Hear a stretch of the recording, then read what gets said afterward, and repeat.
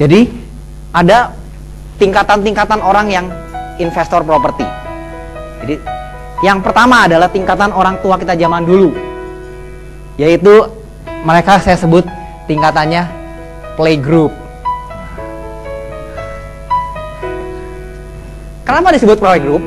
Karena mereka kalau mau beli tanah yang nilainya 10 juta gitu, mereka nabung dulu kan, ngumpulin dulu sampai 10 juta, setelah itu baru dibelikan tanah 10 juta. Oke, dapatlah satu kapling.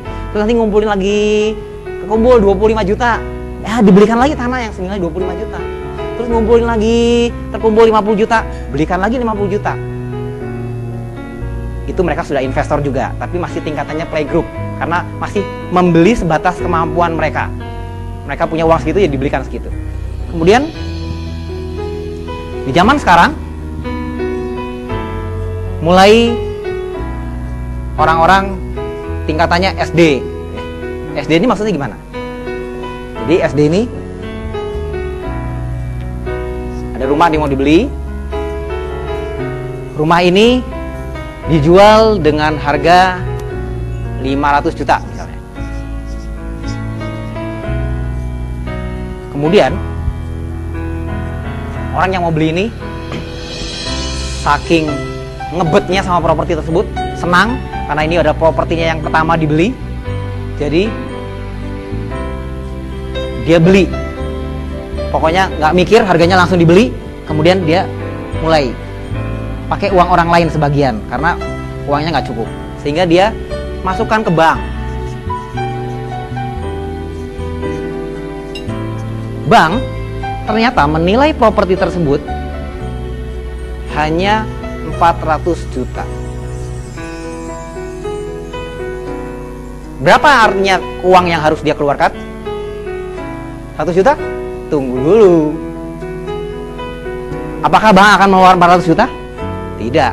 Bank akan mengeluarkan 80%-nya, yaitu sekitar 320. Berarti pinjamannya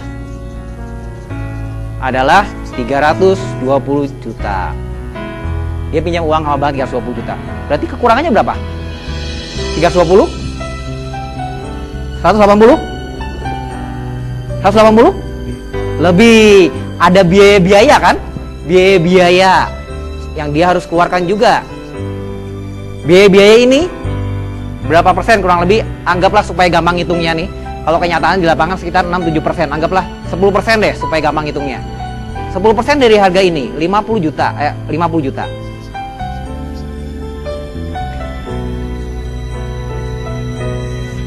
Ditambah DP sendiri tadi berapa? 180 juta ya. Sehingga modal yang harus dia keluarkan untuk membeli sebuah rumah yang harga 500 juta itu kurang lebih sekitar 230 juta.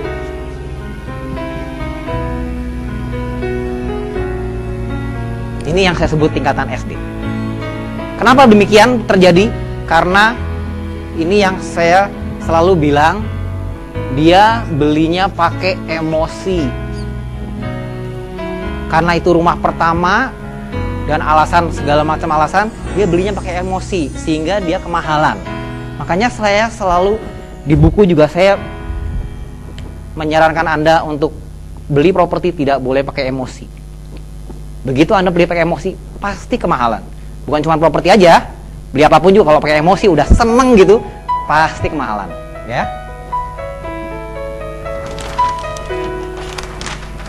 Setelah tingkatan SD, ada tingkatan apa?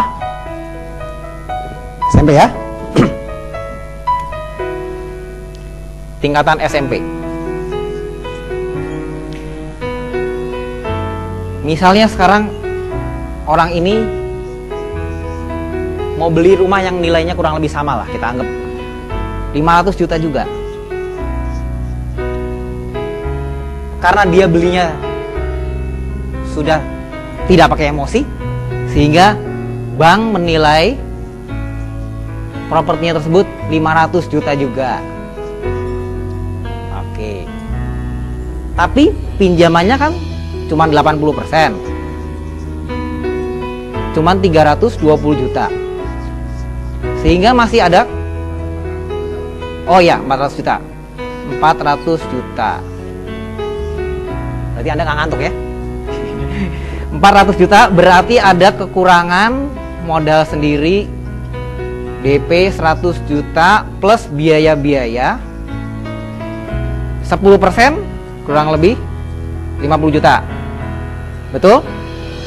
Sehingga dia ada keluar modal 150 juta.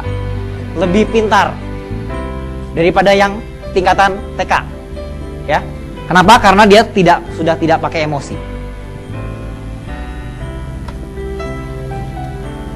Kemudian tingkatan selanjutnya adalah yang tingkatan SMA. Yang SMA ini sudah ditambah dia ilmu tentang properti.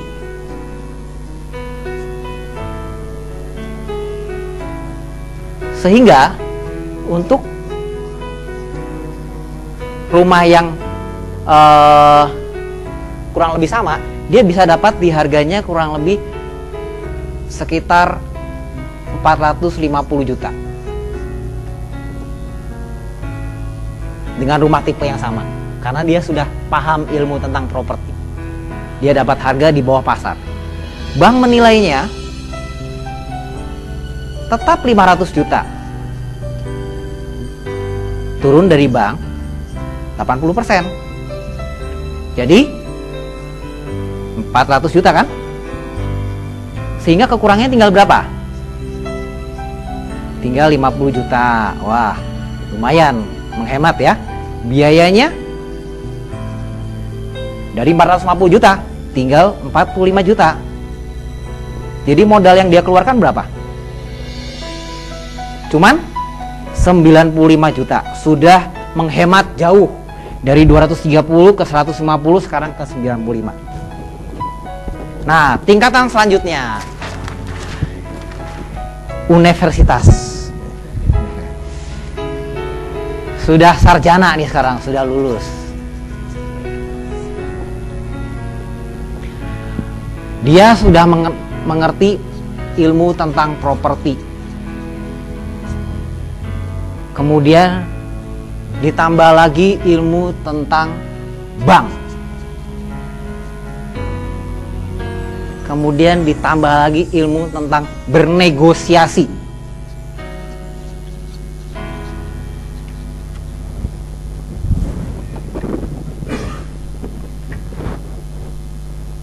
Ya, kenapa Pak? Pak Gunawan? Oke, ya, karena memang betul selama 2 hari ini Anda akan belajar ilmu ini semua, gitu ya. Jadi Anda sudah lulus dan jadi sarjana. Rumah yang kurang lebih nilainya sama, karena Anda sudah tahu ilmu properti, dapat harga 450 juta, ya, 450 juta. Kemudian Anda negosiasi sehingga terjadilah transaksi di harga 375. Sudah di bawah pasar, Anda negosiasi lagi, tawar lagi, sehingga terjadilah harga di 375. Kemudian bank menilainya berapa? Karena Anda sudah belajar ilmu tentang perbankan, bank menilainya bukan cuma 500, bank menilainya 600. Sehingga bank menurunkan berapa? Berapa persen? 80%? Enggak. Kalau Anda sudah belajar ilmu tentang bank, bank bisa menurunkan sampai 90%. Nah,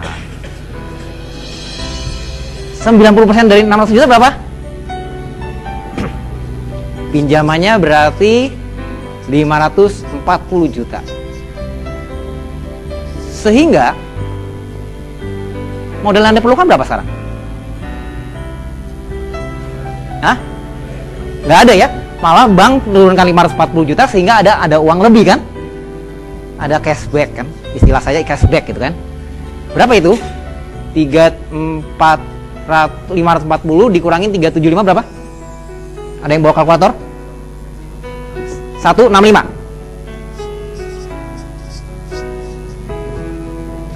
Biaya-biaya, dikurangin biaya-biaya. 10% dari 375. Anggaplah 38 ya. Berapa itu? 127 ya. Sehingga 127 ini, jadi Anda beli rumah dapat duit. Duitnya Anda bisa putarkan di usaha. Itu yang saya lakukan. Jadi ini malah bisa jadi modal kerja Anda.